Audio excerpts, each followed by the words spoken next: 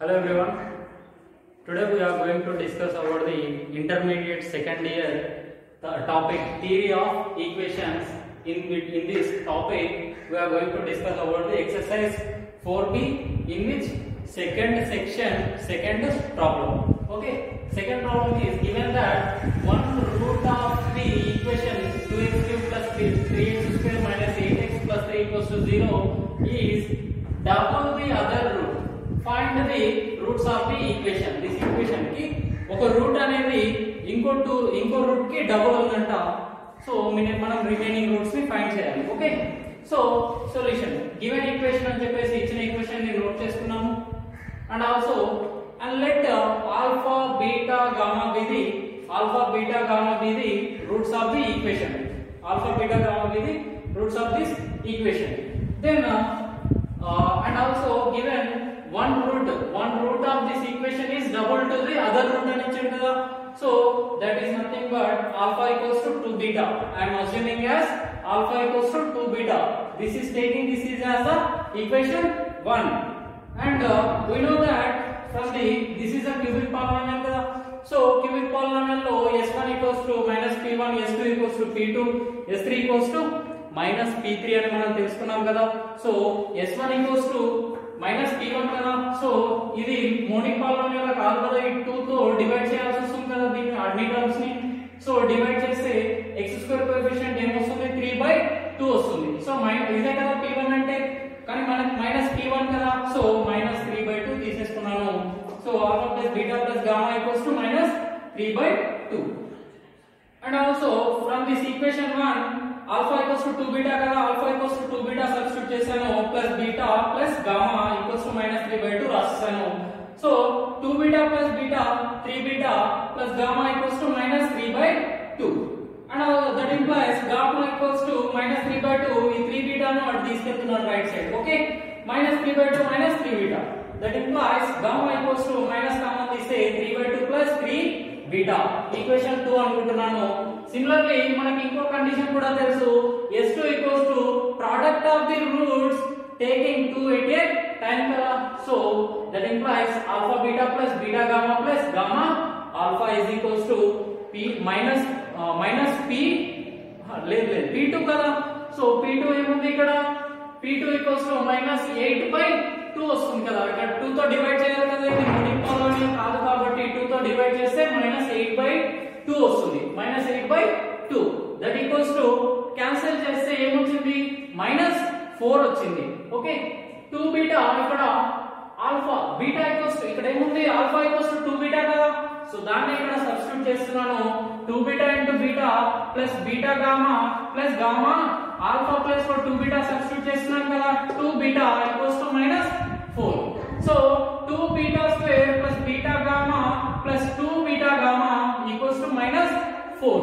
that implies 2 beta square plus ఇక్కడ ఒక beta gamma 2 beta gamma 3 beta gamma equals to -4 వచ్చేసింది. And 2 beta square is equals 2 beta square minus 3 beta.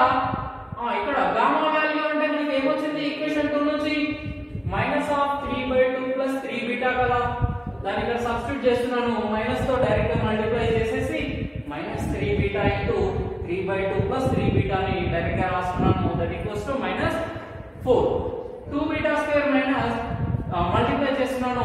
3 3 जा 9 beta by 2 minus into plus minus 3 beta plus 3 beta into 3 beta equals to 9 beta square that equals to -4. ఇక్కడ -9 beta square plus 2 beta square that implies -7 beta square minus 9 beta by 2 equals to -4. Minus common తీసుకుంటే అన్ని positive అయిపోతాయి కదా. So ఇక్కడ LCM కూడా తీసుకుంటున్నాను. LCM 2 అవుతుంది. 2 direct గా పంపించేస్తాను. 2 4 గా 8 అయిపోతుంది.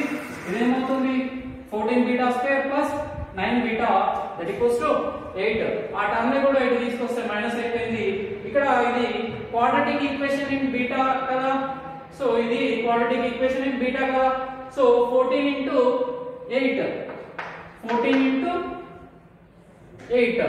సో దీన్ని ఫ్యాక్టరైజేషన్ చేస్తే ఏం రాసుకోవచ్చు 16 into 7 రాసుకోవచ్చు. 16 - 7 బీటా -8 ఈక్వల్స్ టు 0 కదా.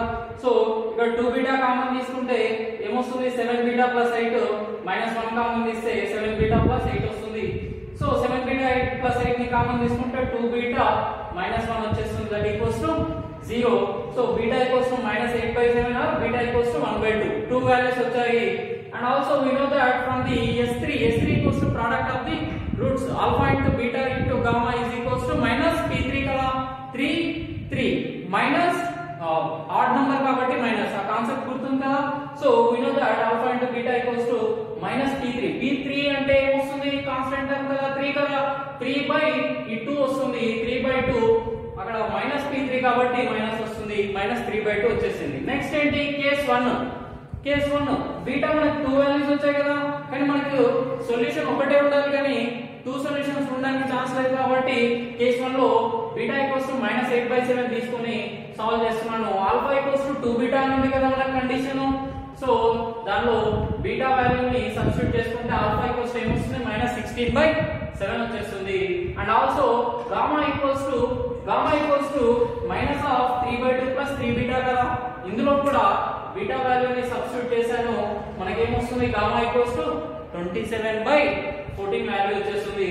సో ఈ condition alpha into beta into gamma equals to -3/2 లో సబ్స్టిట్యూట్ చేసుకుని అది ఈక్వల్ అవుతుందా లేదా వెరిఫై చేసుకుంటున్నాను. సో ఆల్ఫా బీటా గామా తీసుకుంటున్నాను. ఆల్ఫా ఏమొచ్చింది ఇక్కడ -16/7, బీటా ఏమొచ్చింది -16/7, బీటా ఏమొచ్చింది -8/7, గామా ఏమొచ్చింది మనకి 27/14.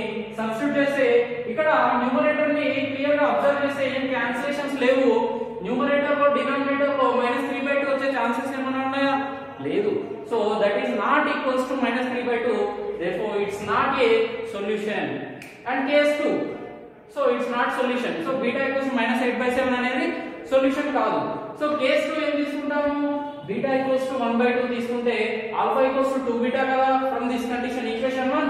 So beta equals to 1/2 then the alpha equals to 2 beta 1/2 cancel అయిపోతే దట్ ఈక్వల్స్ టు 1 అవుతుంది కదా. సో ఆల్ఫా ఈక్వల్స్ టు 1 వచ్చింది. And gamma equals to -3/2 plus 3 beta. So beta వాల్యూని 1/2 సబ్స్టిట్యూట్ చేస్తే 3/2 వస్తుంది. క్యాన్సిలేషన్ చేస్తే గామా ఈక్వల్స్ ఏమొచ్చింది, -3 వచ్చింది. ఈ కండిషన్ ని వెరిఫై చేస్తే alpha into beta into gamma equals to 1 into and beta equals to 1/2 into gamma ఎంత వచ్చింది మనకి -3 దట్ ఈక్వల్స్ టు మల్టిప్లై చేస్తే న్యూమరేటర్ లో -3 ఇంటూ 1 ఇంటూ 1 -3 వచ్చేస్తుంది. డినామినేటర్ 2 దట్ ఈక్వల్స్ టు -3/2 అవుతుంది. therefore 1 alpha equals to 1, beta equals 1/2, gamma equals to -3 are the roots of the given equation. Thank you everyone.